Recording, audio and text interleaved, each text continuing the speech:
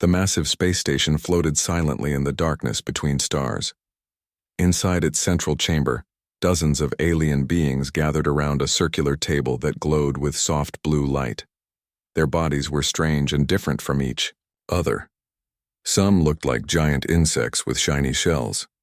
Others were made of flowing gas that sparkled like stars. A few had skin that looked like living crystal. Ambassador Veltar stood at the center of the room. His 6 arms moved quickly as he touched the controls of a large screen. Pictures began to appear in the air above the table. The aliens leaned forward to watch. "Here we see the latest reports from the 3rd planet in the Sol system," Veltar announced. His voice made clicking sounds that the translation machines turned into words the others could understand. The first picture showed humans fighting each other with primitive weapons. Explosions lit up cities while people ran in panic. The alien audience made sounds that were like laughter but much stranger. Captain Mordak was one of the crystal beings. His body flashed different colors as he spoke. "Look at them, they fight, over invisible lines drawn on maps. How stupid can one species be?" More pictures appeared. Humans were shown building tall structures to worship beings that did not exist.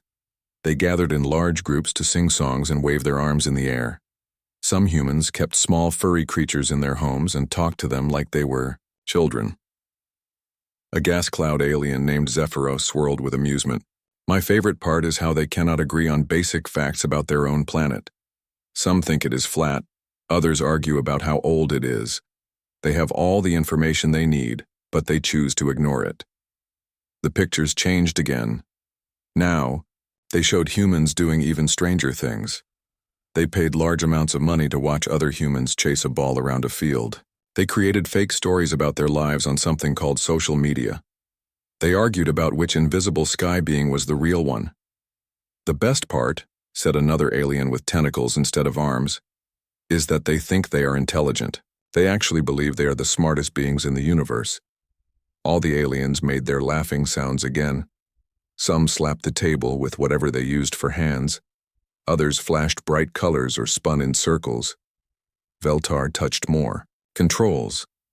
Our observation posts have been watching them for 50 of their years. The entertainment value has never decreased. In fact, it gets better every year. They find new ways to be foolish." "What about their technology?" asked a small alien that looked like a walking plant. "Surely they have made some progress." "Very little," Veltar replied. "They still use chemical rockets that barely reach their own moon. Their computers are large and slow. They have not even discovered faster-than-light travel. Most of them still burn dead plants and ancient liquids for energy." The plant alien swayed back and forth, which was how his species showed happiness. "Excellent. They will remain amusing for many more years." Captain Mordak's crystal body glowed, brighter.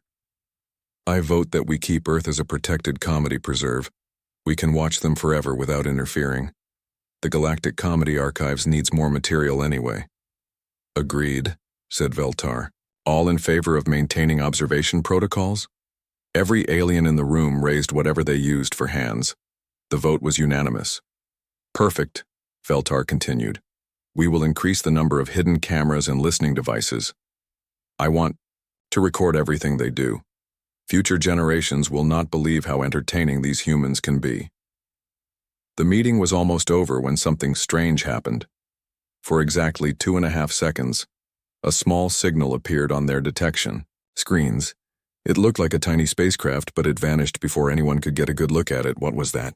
asked Zephyros, his gas form rippling with curiosity. The technician at the control panel was another crystal being. She checked her instruments twice before answering. "Probably just space dust or a small asteroid. Nothing to worry about." But the technician was wrong. High above the station, hidden from their best sensors, a small human spacecraft drifted in complete silence. Its hull was covered with technology that made it nearly invisible. Inside the cramped cockpit, 2 humans sat perfectly still. Captain Kim Day had short black hair and scars on his hands from years of dangerous work. His eyes never left the alien station below. Next to him, Dr. Park High looked much younger, but strange metal devices had been placed under her skin around her temples. These devices glowed softly as they processed enormous amounts of information. "They think we are funny," Dr. Park said quietly. Her voice showed no emotion at all. Captain Kim nodded slowly. "Good. Let them laugh while they can." Dr. Park's metal implants glowed brighter as she intercepted more alien communications. "They plan to watch us forever. They see us as pets in a zoo." "Not forever," Kim replied. His voice was calm but cold as winter. "Just until we are ready." The small human ship turned away from the alien station and disappeared into the darkness between stars. Behind them, the aliens continued their meeting, still laughing about the stupid humans who could never threaten anyone. They had no idea that the joke was about to change. The mining station on Kepler 442b had been quiet for 3 days. This was not normal. The automated machines were supposed to send reports every 12 hours. When the reports stopped coming, the Zenthari Mining Company became worried. Captain Kexler commanded the investigation ship that traveled to the distant planet. His crystal body was dark blue, which meant he was nervous. The mining station was very important. It produced rare metals that powered their most advanced technology. "Sir, we are approaching the planet now," reported his navigator. Through the ship's windows, they could see the brown and rocky surface of Kepler 442b. The mining station sat in a deep valley, surrounded by tall mountains. "Everything looks normal from up here," said the pilot. "The buildings are still standing, no signs of explosion or fire." But when they landed near the station, Captain Kexler knew something terrible had happened. The massive front doors were wide open. Strange marks covered the metal walls. The marks looked like they had been made by tools, but not any tools the Zenthari knew about. Inside the station, the scene was much worse. The Zenthari workers lay scattered across the floors. Their crystal bodies had been broken apart with perfect precision. Each worker had been cut in exactly the same places. Their quantum processing cores were missing from their heads. "Who could do this?" whispered the navigator. His body flashed pale yellow with fear. Captain Kexler examined one of the broken workers more closely. "These cuts are too clean, too exact. Even our best weapons cannot cut crystal this smoothly." Pilot was checking the computer systems. "Sir, the security cameras are still working. I found recordings from 3 days ago." They gathered around a small screen to watch the footage. At first, everything looked normal. The crystal workers moved through the station, operating the mining equipment. Then, at exactly midnight station time, figures appeared in the main corridor. The figures wore simple white suits that covered their entire bodies. They moved in perfect silence like ghosts floating through the halls. But these were not ghosts. These were humans. "Impossible," Captain Kexler said. "Humans cannot travel between stars. They do not have the technology." But the evidence was right in front of them. 6 humans had somehow reached this planet, which was 120 light-years from Earth. They moved through the station like they had been there many times before. They knew exactly where everything was located. The humans did not fight the crystal workers at first. Instead, they watched them work. They studied the mining equipment with great interest. One human took apart a quantum scanner while it was still running. Another human connected strange devices to the main computer. "They are learning our technology," the navigator said with amazement. "They are figuring out how our machines work just by looking at them." The crystal workers finally noticed the intruders and activated the station's defenses. Security robots rolled into the corridors, firing energy weapons at the humans. But something incredible happened. The humans did not run away or hide. Instead, they studied the robots while dodging their attacks. One human female grabbed a damaged security robot and took it apart with her bare hands. She looked at each piece carefully, then began building something new. Within minutes, she had created a device that turned off all the other robots. "This is not possible," Captain Kexler said. "It takes our best engineers months to understand robot systems. She did it in minutes." The footage continued. The humans worked together like parts of a single machine. They spoke to each other without making sounds, using only hand signals. They took apart the mining equipment and studied every component. They copied the design of the quantum processors. They even learned how to operate the matter transporters. When the humans were finished learning, they began their real work. They moved through the station systematically, shutting down each crystal, worker with surgical precision. They removed the quantum cores from each worker's head, handling the delicate technology like experts.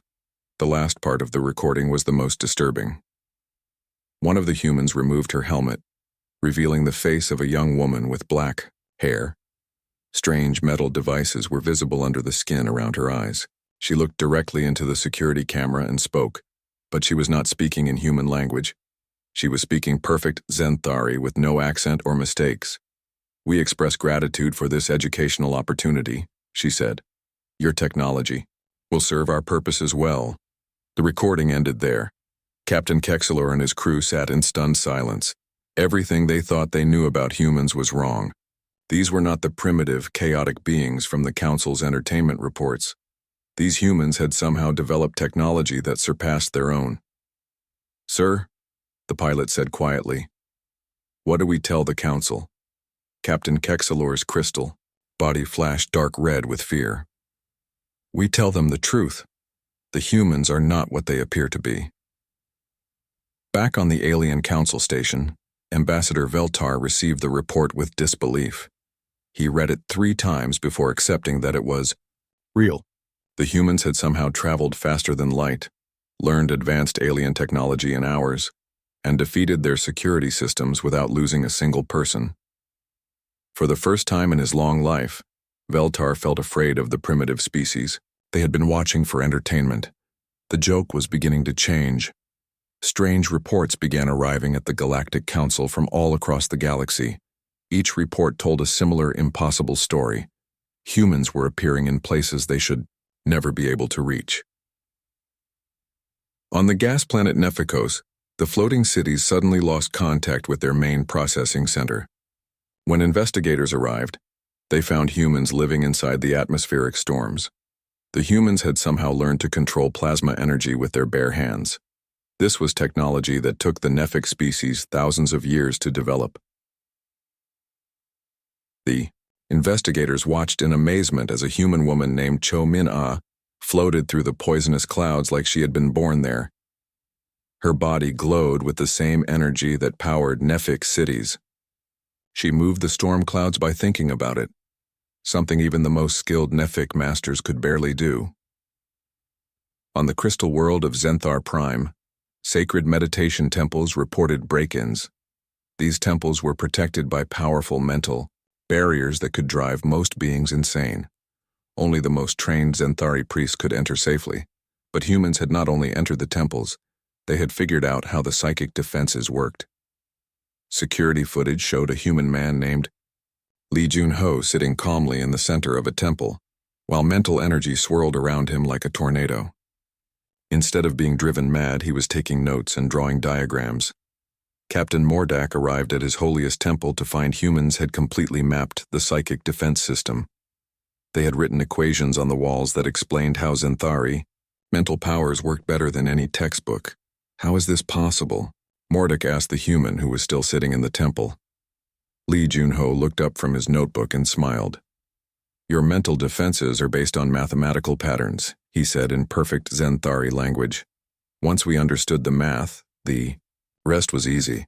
Similar reports came from every corner of the galaxy. Humans appeared on worlds where the environment should have killed them instantly. They not only survived, but they learned to use alien abilities faster than the aliens themselves. On Station Omega-7, which had once been the Galactic Council's secret observation post, Dr. Choi Min-ho stood before 3 captured alien officers. The station now belonged to humanity. Human technicians worked at control panels, operating alien technology like they had built it themselves. Dr. Choi looked younger than most humans in positions of authority. His black hair was neat and his clothes were simple, but his eyes held knowledge that seemed much older than his face. "You want to know how we did this," he said to the prisoners. The universal translator changed his words into languages the aliens could understand. The Zenthari officer, Captain Velnox, flashed angry red colors. "Your species lacks unity. You fight constant wars among yourselves.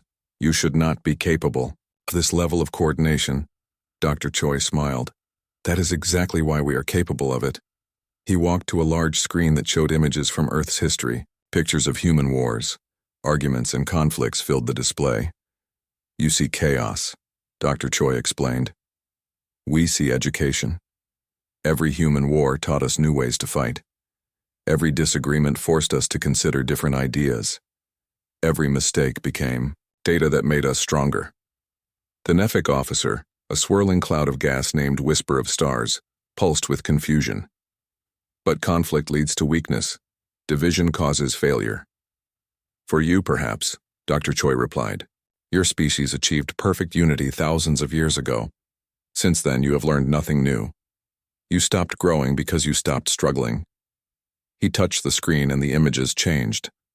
Now they showed humans working together in perfect coordination. Scientists from different countries shared information. Soldiers from enemy nations fought side by side against common threats. Humans learned something your species never did, Dr. Choi continued. We learned that conflict and cooperation are not opposites. They are both tools for survival. Our wars prepared us for peace. Our arguments prepared us for agreement. Behind him, a human technician named Park Ji-woo monitored communications from across the galaxy. Her enhanced brain processed information at superhuman speeds, coordinating human operations on dozens of worlds simultaneously. Sir, Ji-woo reported, Teams Alpha through Gamma have successfully integrated with target populations. Biological adaptation protocols are complete. They are ready for the next phase. Dr. Choi nodded. Excellent. Begin Phase 3. The alien prisoners looked at each other with growing horror. They were beginning to understand that humanity's chaotic appearance had been a disguise. Every human conflict, every seeming weakness had been preparation for something much larger. You have been watching us for 50 years, Dr. Choi said. You thought you were studying primitive animals in a zoo, but we were studying you too. Every observation post you built, every surveillance device you planted, every report you filed, taught us more about your species. Captain Velnox's crystal body went completely black with fear. You learned our weaknesses. We learned everything, Dr. Choi corrected. Your languages, your technology, your psychology, your biology. While you were laughing at human stupidity, we were analyzing alien intelligence. The screen showed new images now. Humans modified with alien technology working inside alien cities. Human scientists combining technologies from different species to create things that had never existed before. The joke is changing, Dr. Choi said quietly, and you are no longer the ones telling it. In the darkness of space, more human ships moved toward their targets, invisible to alien sensors and carrying crew members who were no longer entirely human. The largest military fleet in galactic history gathered at the edge of the Sol system. 4,000 warships from every member species of the Galactic Council hung in space like a metal storm cloud. Each ship carried weapons that could destroy entire planets. Admiral Techmore commanded the fleet from his massive flagship. His tentacled body writhed with nervous energy as he studied the tactical displays. This was supposed to be simple. The primitive humans would see the overwhelming force and surrender immediately. All ships report ready for battle, announced his communications officer. Excellent, Admiral Techmore replied. Begin the attack on Earth. The fleet moved forward together, their engines creating a light show that could be seen from distant stars. But when they reached Earth's orbit, they found something impossible. The planet was empty. Cities that should have held millions of people were completely vacant. Streets that should have been full of traffic were silent and still. Radio signals still broadcast human entertainment programs, but no living humans could be detected anywhere on the surface. Where are they? Admiral Techmore demanded. Scan every building, every underground bunker, every hidden facility. The scanning teams worked for hours but found nothing. Earth looked like a world where everyone had simply vanished one day, leaving everything behind. Sir, reported the science officer, we are detecting unusual energy readings from several ships in the fleet. Admiral Techmore turned to look at the tactical display. Red warning lights were appearing on ships throughout his formation. What kind of energy readings? Before the science officer could answer, Alarms began sounding all over the flagship. Emergency lights flashed as systems started failing one by one. "We have intruders aboard," shouted the security chief. Multiple unauthorized life forms detected throughout the ship. But this was impossible. The flagship was surrounded by the entire fleet. Nothing could have approached without being detected. No ships had docked. No transport beams had been used. The bridge of the Xanthari cruiser Silver Crystal, Captain Yexital watched his crew members begin to act strangely. His navigator suddenly stood up and walked to the weapons console. His communications officer started broadcasting the ship's defensive codes to unknown receivers. "What are you doing?" Captain Yexital demanded. The navigator turned around. His crystal body was still the same, but his eyes had changed. They now glowed with a strange blue light that no Xanthari possessed. "We are improving your ship's efficiency," the navigator said. But his voice was different now. He spoke with perfect grammar and no emotion, like a computer program. Throughout the fleet, similar scenes were happening on hundreds of ships. Crew members were acting like different people. Some walked through solid walls like ghosts. Others seemed to know things they had never learned. On Admiral Thekmore's flagship, a young human woman materialized in the center of the bridge. She appeared out of thin air, passing through the ship's hull like it was made of smoke. Her body was covered with modifications that combined technology from multiple alien species. "Admiral," she said politely, "my name is Commander Yoon Hai-jin. Thank you for bringing your fleet to us." Admiral Thekmore's tentacles flailed in panic. "How did you get aboard my ship? Where did you come from?" Commander Yoon smiled. "We have been aboard your ship since you left your home ports. We have been waiting inside your crew's minds, learning how your technology works." As she spoke, Admiral Thekmore realized something horrible. His own thoughts were becoming visible to everyone on the bridge. His tactical knowledge, his battle plans, his fears were all flowing directly into human hands. "You weaponized our psychic abilities," he whispered in horror. "We improved them," Commander Yoon corrected. "Your mental unity was designed for cooperation. We redesigned it for information transfer." Around the bridge, alien crew members began speaking in unison. Their individual voices blended together as their minds connected to a vast human network. "Sir," reported the science officer, his voice now strangely calm, "I am detecting massive energy signatures around Earth. Previously invisible structures are becoming visible." On the main screen, Earth began to change. The empty planet flickered, like a broken television, then revealed its true form. Enormous orbital installations surrounded the world, each one larger than the biggest ships in the galactic fleet.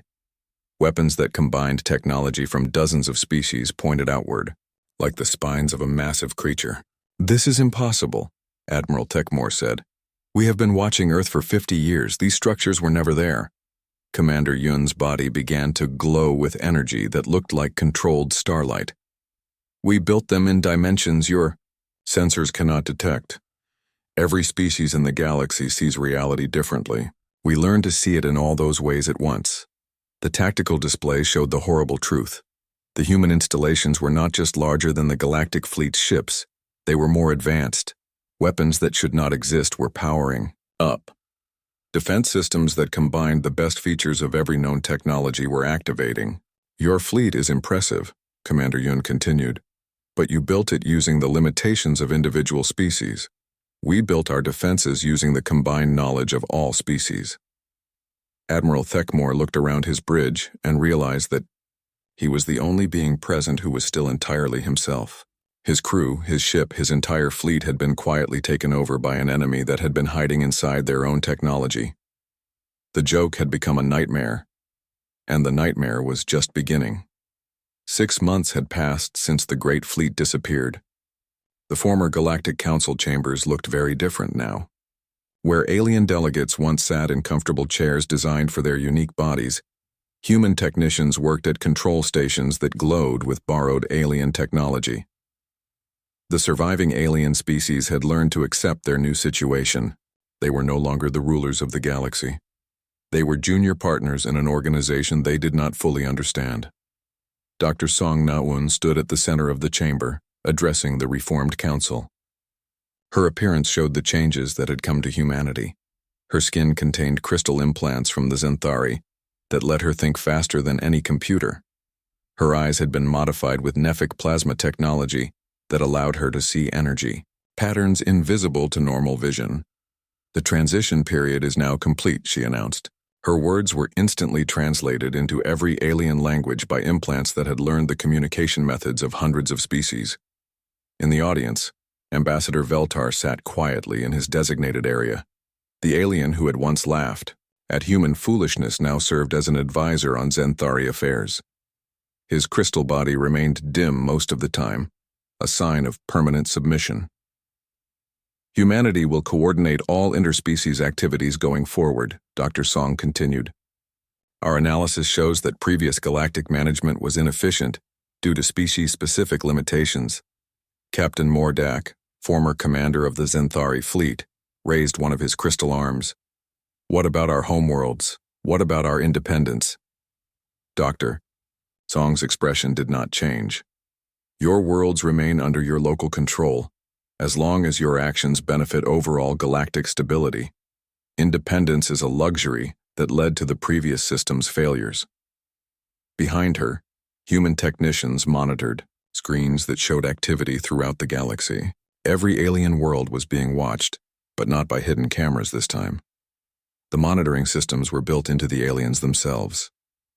After the public meeting ended, the surviving alien leaders gathered in a smaller room.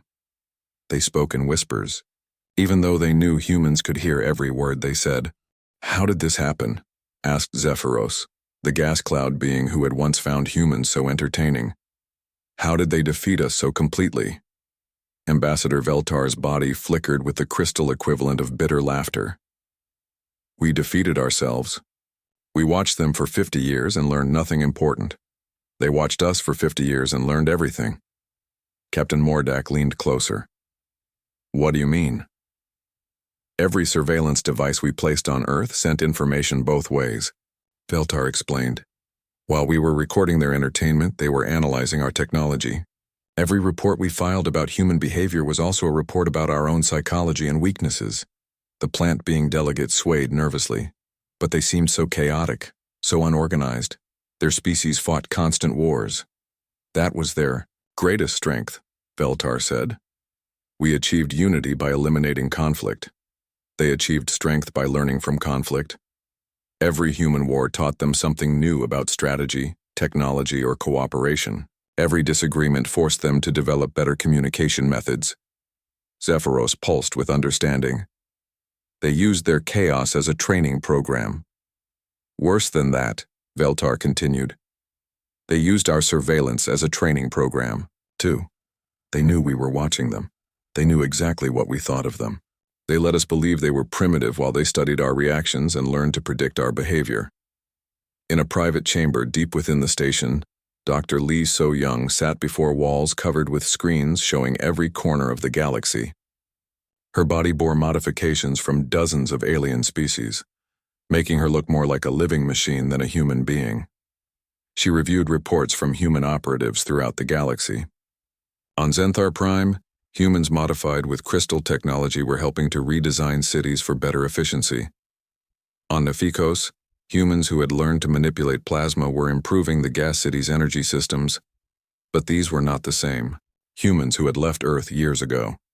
Each operative had been changed by their integration with alien species. Some were more alien than human now. Others existed as pure information, flowing through quantum networks like digital ghosts. Phase 5 is proceeding on schedule, reported her assistant, a being who might have once been human but was now something entirely new. Dr. Lee nodded. Excellent. Begin preparations for Phase 6. The truth that the aliens were only beginning to understand was far more disturbing than they realized. Humanity had not simply conquered the galaxy through superior technology or strategy. They had evolved beyond the need for conquest. Every species that humanity had encountered and absorbed had made them stronger and more adaptable. The crystal being's mental unity, the gas cloud's energy manipulation, the plant species' biological flexibility, All of these abilities had become part of humanity's growing toolkit. But the most important thing humans had learned was not any specific technology. It was the knowledge that every problem, every conflict, every apparent failure could be turned into an advantage if approached correctly. The aliens had watched humans fight among themselves and assumed this meant weakness. They had not understood that conflict was how humans tested ideas, eliminated bad strategies, and developed better solutions. Now the galaxy was humanity's laboratory, and every alien species was a new source of knowledge and capability. Ambassador Veltar finally understood the truth as he sat alone in his quarters. The joke had never been on humanity. From the very beginning, the joke had been on the aliens who thought they were the audience when they were actually the entertainment, and the show was far from over.